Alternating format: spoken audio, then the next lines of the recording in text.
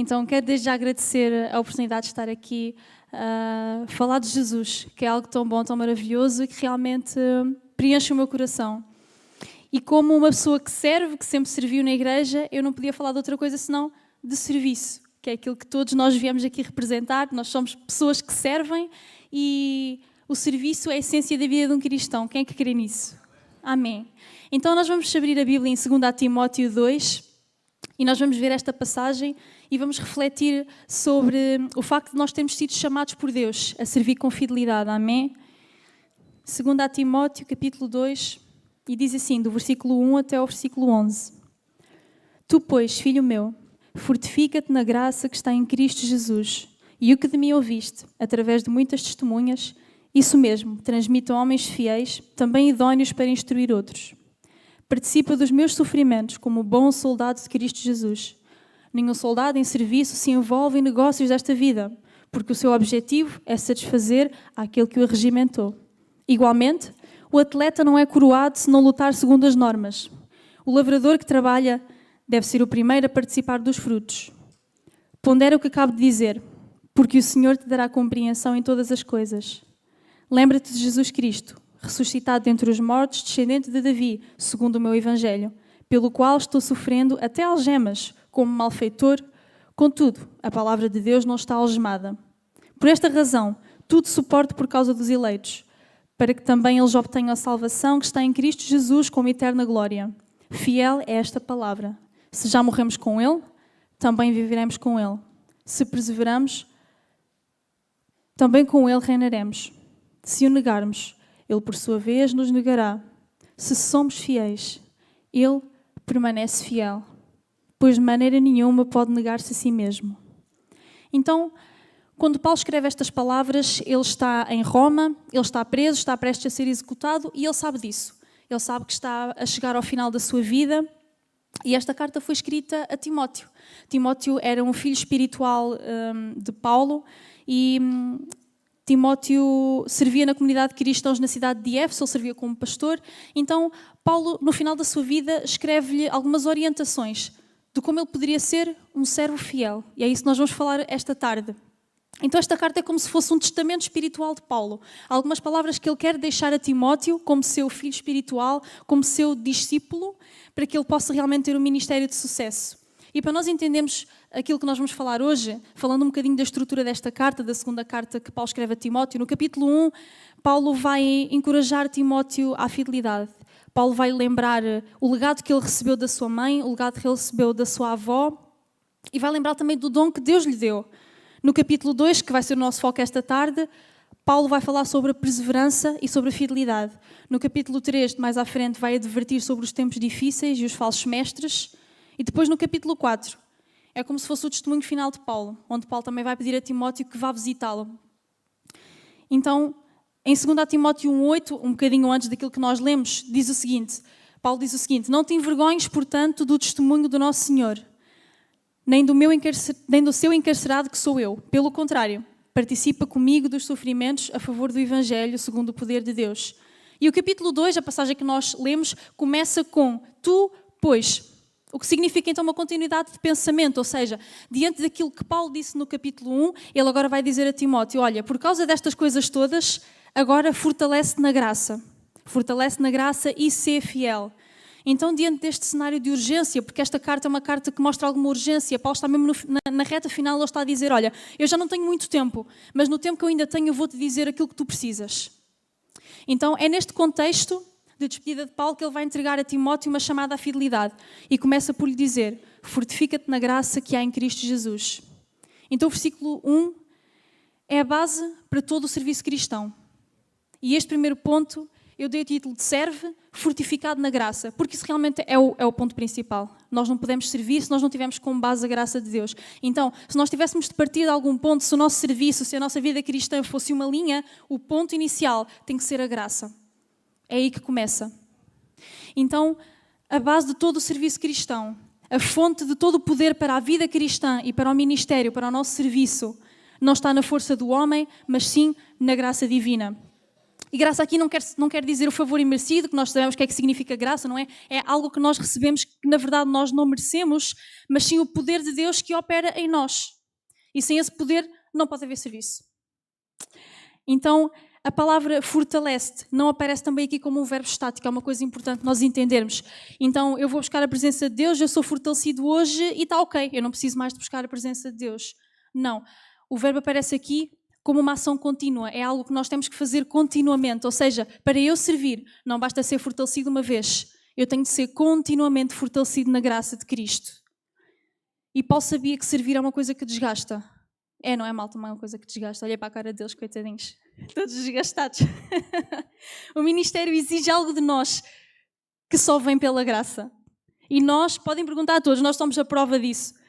O ministério, o servir a Cristo, exige algo de nós que só vem pela graça. Se fosse só por nós, bem, nós não estaríamos aqui, na verdade. Então, para os que servem na igreja, seja líderes, professores, para os pastores, é fácil de cairmos na rotina, cairmos no cansaço, de fazermos as coisas só porque sim, é mais um domingo, nós já servimos na igreja, estamos habituados e vamos lá fazer o nosso trabalho, damos o nosso cheque na agenda.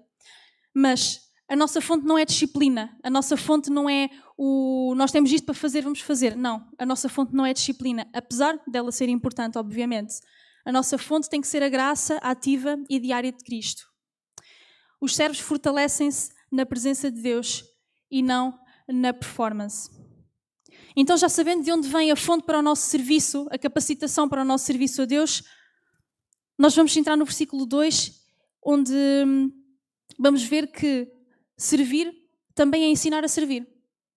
Isto é muito interessante. Nós estamos a ter discipulado, o primeiro ano está a ter discipulado, e esta semana que passou principalmente, nós ouvimos tantas coisas extraordinárias em relação a este ponto específico. E eu vou ler o versículo 2, ele diz o seguinte: "E o que de minha parte ouviste, através de muitas testemunhas, isso mesmo transmite a homens fiéis e também idóneos para instruir a outros." Então, aqui é-nos apresentado o discipulado multigeracional. Nós temos aqui 4 gerações.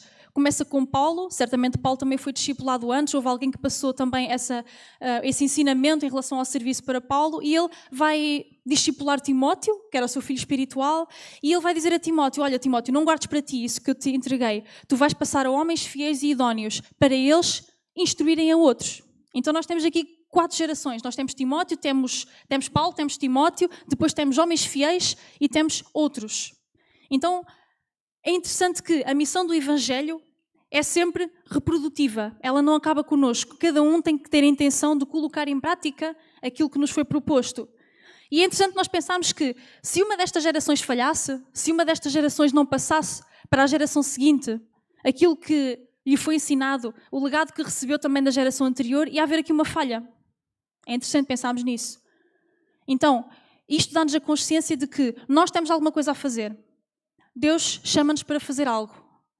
E se nós não fizermos aquilo que Deus nos chamou para fazer, nós podemos estar a pôr em causa uma geração que deveria saber algo através de nós e que não vai saber.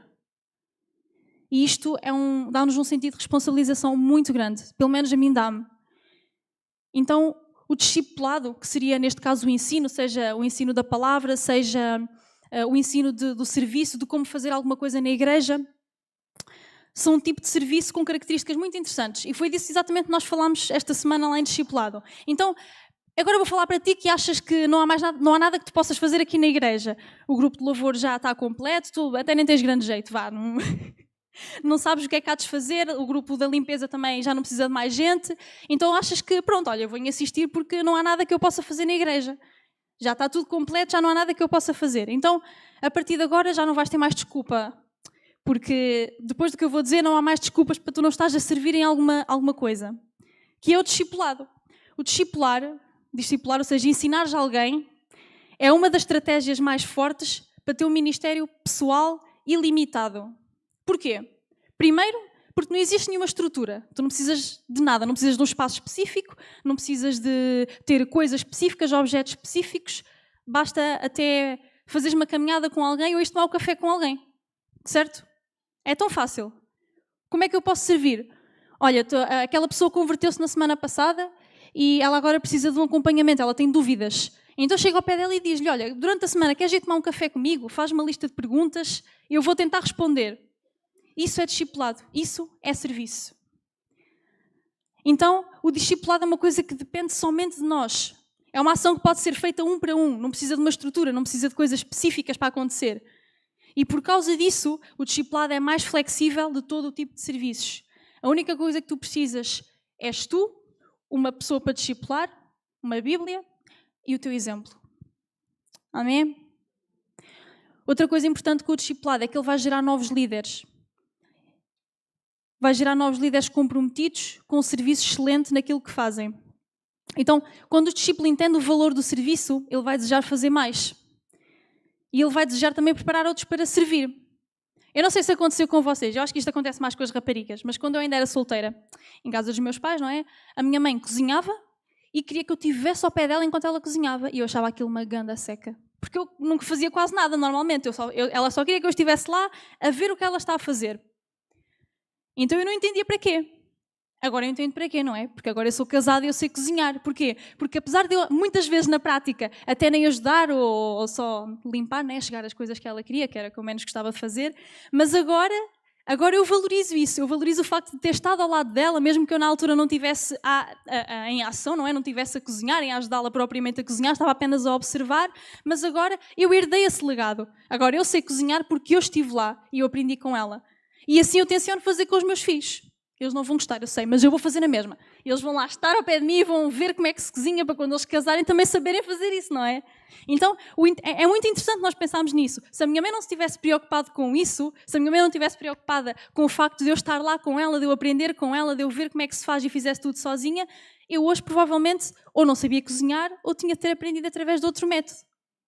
Então, é muito importante nós entendermos disso. Discipulado gera discipuladores. A minha mãe gerou uma discípula, né, que eu estava lá a ver o que é que ela estava a fazer, e eu vou discipular também os meus filhos. Ok? Então, no serviço cristão, ele envolve mais do que atuar, é formar outros também. O versículo 3 a 7 diz o seguinte: participa dos meus sofrimentos como bom soldado de Cristo Jesus. Nenhum soldado em serviço se envolve em negócios desta vida, porque o seu objetivo é satisfazer aquele que o regimentou. Igualmente, o atleta não é coroado se não lutar segundo as normas. O lavrador que trabalha deve ser o primeiro a participar dos frutos. Pondera o que acabo de dizer, porque o Senhor te dará a compreensão de todas as coisas. Então aqui, Paulo usa 3 metáforas. Em primeiro lugar, ele fala sobre um soldado, no versículo 3 e 4. E uma das características muito importantes de um soldado é o foco e a disciplina. São 2 palavras que eu gosto muito. São difíceis, mas são 2 palavras que eu gosto muito. Foco e disciplina. Um soldado não se pode distrair. Então o que Paulo está a dizer nesta ilustração é que servir exige 3 coisas, exige muito mais coisas, mas eu escolhi 3 palavras que eu acho que é realmente aquilo que, quando eu penso em serviço, mais vem à minha mente. Em primeiro lugar, renúncia, prioridade e resistência. Renúncia porquê? Porque servir implica muitas vezes deixar para trás coisas que são importantes para nós. Todos nós, no nosso caso muito específico, fomos chamados para servir a tempo inteiro, a maioria de nós deixámos para trás emprego, deixámos para trás família, aqueles que vimos de mais longe, deixámos para trás muitas coisas que não quer dizer que fossem más, até eram coisas boas, até foram coisas que às vezes Deus nos deu e que serviram uma determinada circunstância, serviram-nos durante algum tempo determinado, mas para fazer vontade de Deus, para servir, nós tivemos de abdicar disso. Para servir, nós tivemos de renunciar. Mas não só, também, nem toda a gente serve a tempo inteiro, nem toda a gente é chamada para servir a tempo inteiro, mas também significa renunciar a outras coisas que nós podíamos estar a fazer naquele momento. E o facto hoje é que nós vivemos numa epidemia da falta de tempo. O que nos leva à segunda questão, que é a questão da prioridade. E algo que eu tenho muito claro para mim é que nós vamos sempre ter tempo para aquilo que é a prioridade na nossa vida. Amém? Em Lucas 9:57, passando muito rapidamente pela história, nós temos 2 exemplos do que nós acabamos de falar. Primeiro, nós temos um homem que está disposto a seguir Jesus.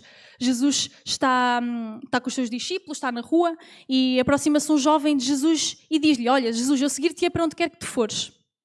No entanto, quando lhe foi dito o que é que isso implicaria, quando Jesus lhe respondeu e ele entendeu que o facto de ele seguir Jesus para onde quer que Jesus fosse implicaria renunciar ao conforto, a sua atitude mudou.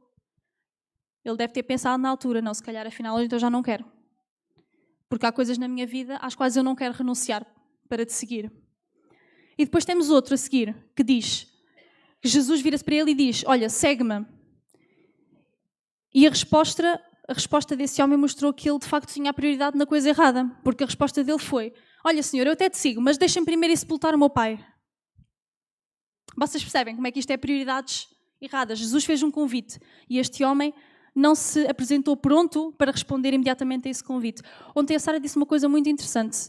E quando ela estava a pregar na reunião de jovens, ela disse que quando ela começou a servir na igreja, ela tinha muita vergonha. Então, ela já está a rir. Ela tinha muita vergonha. Então, ela ia para o púlpito e desligava o microfone, que era para ninguém ouvir cantar. E no final ela disse, eu estava a servir, mas estava a ser desobediente.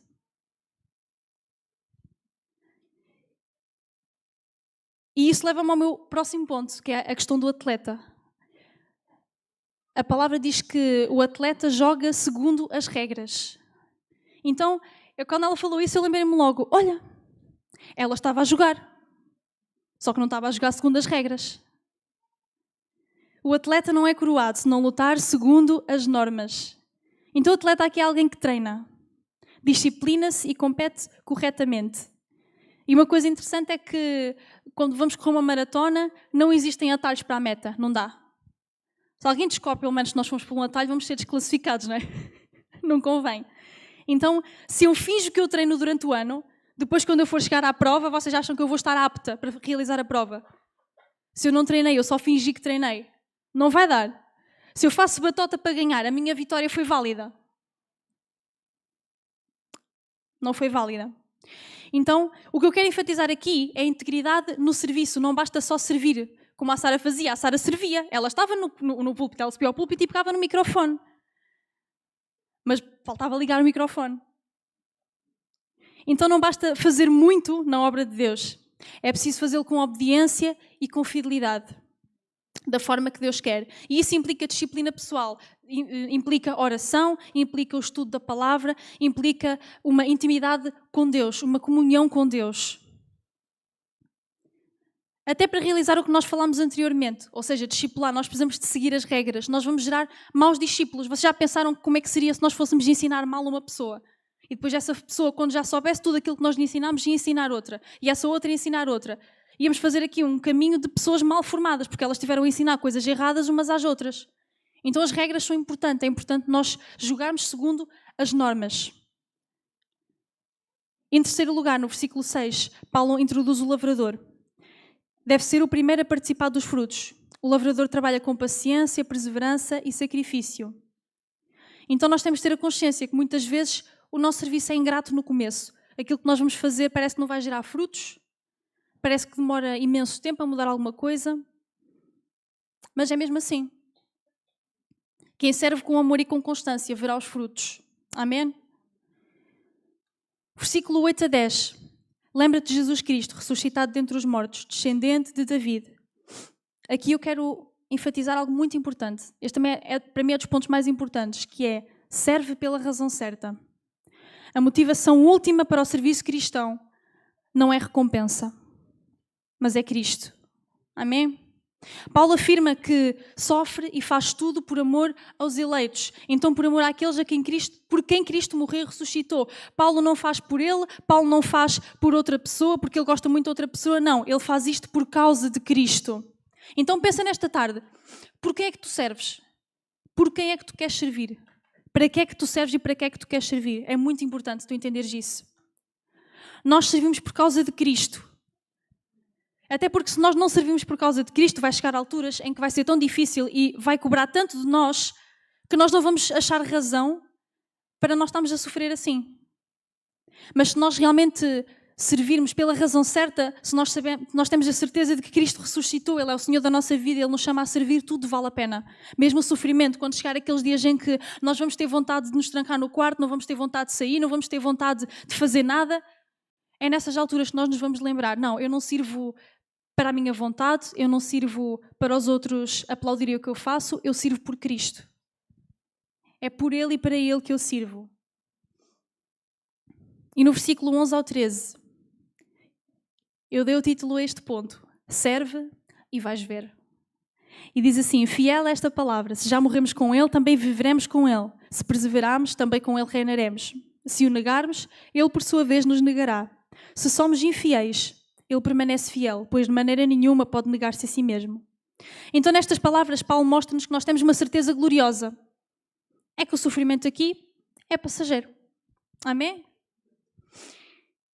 O sofrimento aqui, ele é temporário e a vida com Cristo é eterna. Nós temos uma eternidade ao lado de Cristo. O serviço aqui agora prepara-nos para uma eternidade onde nós reinaremos com Cristo. Isto é maravilhoso, no mínimo. Isto é mesmo incrível. E a nossa fidelidade não é uma opção. Existem consequências para quem abandona a Cristo e rejeita a fé. Isto é muito sério. Nós temos de ter isto também na nossa consciência. Então, o último versículo, que é dos meus preferidos, ele mostra claramente a soberania de Deus. E é dos meus preferidos também, porque ele mostra o caráter de Deus. Mesmo quando nós fraquejamos, mesmo quando nós somos infiéis, mesmo quando nós não damos a Deus aquilo que Ele espera de nós, Deus permanece fiel.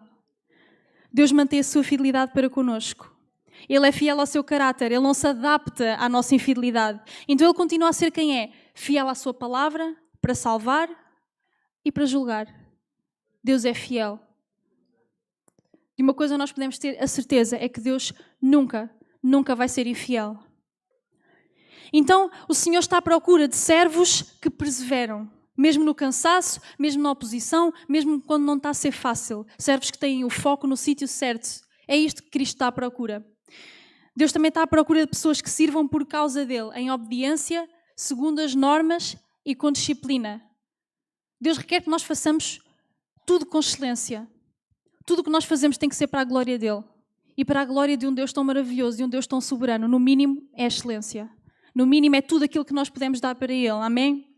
Então, Deus procura também pessoas que estejam dispostas a ensinar outros a servir. Não guardes para ti. O serviço não é teu. A obra que tu fazes, aquilo que tu sabes, aquilo que alguém te passou, não é teu. É para tu passares a outro. É para tu preparares uma nova geração. Porque a igreja não acaba contigo. A igreja tem de continuar. Então, passa para outros aquilo que também já foi passado para ti um dia. Mas isto também é um alerta muito grande. E este alerta é: não negligencies a chamada que Deus te faz. Seja para servir a tempo inteiro, seja para servir na tua igreja, seja para discipular alguém. Não negligencies a chamada que Deus te faz. Gostava que nós pudéssemos fechar os olhos e refletir agora nesta tarde. Que Deus leva a nossa fidelidade a sério. Mesmo quando tu falhas, Deus não falha. Mas não uses a fidelidade de Deus como desculpa para a tua negligência. Não uses o facto de Deus permanecer fiel mesmo quando tu cais, mesmo quando tu falhas, mesmo quando tu não respondes à chamada dele. Não uses isso como desculpa para a tua negligência, para o facto de estares a adiar algo que Deus já te pediu para fazeres. Hoje Deus chama-te, não é só para a salvação. Hoje Deus quer que tu dês um passo à frente. Ele chama-te para o serviço fiel. Ele chama-te não só para vires e assistires, não para seres um espectador. Ele chama-te para te alistares. É mais do que isso. A essência da vida cristã é um serviço. Deus requer isso de nós, de cada um de nós, seja no que for. A essência da vida cristã é o serviço. E tu podes estar cansado, podes achar que já fazes demasiadas coisas, podes achar que a tua vida secular já é demasiado cheia. Fortifica-te na graça. Fortifica-te na graça que há em Cristo. Tu podes estar a sofrer. Lembra-te que sozinho tu não podes nada, mas com Cristo tudo vale a pena. Não negues a chamada. Para de dizer que não àquilo que Cristo claramente já falou à tua vida. Não te escondas atrás do medo ou da rotina. Mas responda a Ele nesta tarde. Nós já ouvimos esta tarde que quando Deus nos chama, quando Deus fala connosco, Ele exige resposta. Então responda a Deus. Se não tens a certeza o que responder, diz-lhe isso também. Olha, Deus, eu não sei o que é que tu queres de mim, mas eu preciso que tu fales comigo nesta tarde. Eu preciso que te digas o que é que queres que eu faça, porque o serviço é a essência da vida cristã. Senhor, nesta tarde nós queremos agradecer-te, Pai, pela oportunidade de te servir, Senhor. Nós queremos te agradecer, Deus, porque tu chamaste cada um de nós, Senhor. Tu nos fizeste diferentes, tu nos deste, Deus, desejo por coisas diferentes. Ó Senhor, tu nos capacitaste, Deus, nos deste a tua graça, Pai, e por isso nós podemos servir, Deus, na convicção de que tudo o que nós sofremos aqui, Senhor, por causa de te servirmos, Senhor, por causa daquilo que nós renunciamos, ó Deus, é passageiro, Deus, porque nós temos uma eternidade ao teu lado, Senhor. E por isso vale a pena, Pai, vale a pena o sofrimento, vale a pena a renúncia, Senhor, vale a pena negarmos a nós mesmos diariamente, Senhor, para fazer aquilo que tu nos chamaste a fazer. Somos gratos, Senhor, somos gratos porque tu nos chamas, Senhor. Somos gratos porque temos este privilégio de servir um Deus soberano, um Deus que nos conhece, um Deus que conhece as nossas capacidades, as nossas falhas, aquilo que nós achamos que não conseguimos fazer, Senhor, e que tu trabalhas nisso, Senhor. É na nossa fraqueza que tu trabalhas, Senhor, precisamente para nos mostrar que não é por nós, Senhor, é pela tua graça, Senhor. Não é por aquilo que nós podemos fazer, não é por aquilo que nós podemos dizer, Senhor, mas é pela tua graça, pela tua misericórdia, Senhor. Ó Deus, abrimos o nosso coração diante de ti e mais uma vez te agradecemos porque podemos servir um Deus tão glorioso. É este que eu te peço e agradeço em nome de Jesus. Amém.